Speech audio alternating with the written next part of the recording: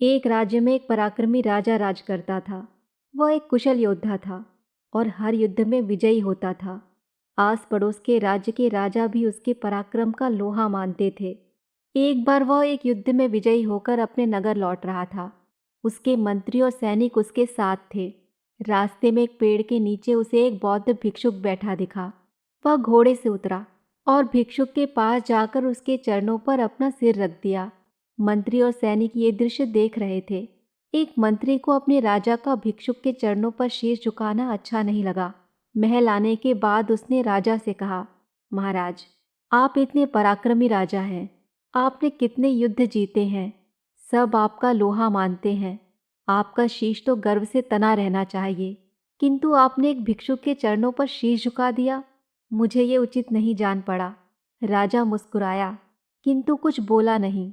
अगले दिन उसने उस मंत्री को बुलवाया और एक थैला देकर कहा, इस थैले में 4 चीजें रखी हैं। बाजार जाओ और इन्हें बेच कर आओ। ध्यान रहे, बाजार जाने के पहले इस थैले में झांक कर मत देखना। मंत्री थैला लेकर बाजार चला गया।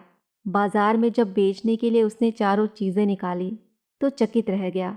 थैले में एक मुर्गी का सिर, एक मछली का सिर, एक बकरी का सिर और एक इंसान का सिर था। राजा की आज्ञा का पालन उसे करना ही था।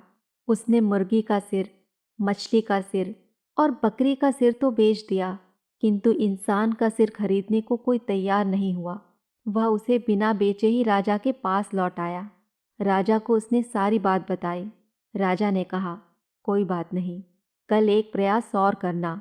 अब की बार तुम बिना कोई मूल्य लिए ही इंसान का सिर किसी को दे आना। अगले दिन मंत्री फिर बाजार गया। पूरे दिन उसने प्रयास किया कि इंसान का सिर मुफ्त में ही किसी को दे दे, किंतु मुफ्त में भी किसी ने वो सिर नहीं लिया। मंत्री महल लौट आया। वो समझ चुका था कि राजा ने उसे ये काम क्यों करने को कहा था। वह राजा के पास पहुंचा तो राजा ने पूछा, क्या मेरी मृत्यु के बाद तुम मेरा सिर अपने पास रखोगे? मंत्री ने सिर झुका दिया। राजा ने कहा, जिस सिर को कोई बिना मोल भी लेना नहीं चाहता, उसे मैंने किसी भिक्षुक के चरणों में झुका दिया तो क्या हो गया? विनम्रता से झुके मेरे सिर को भिक्षुक का आशीर्वाद तो मिला। स्मरण रखो, मिथ्याभिमान का कोई अर्थ नहीं।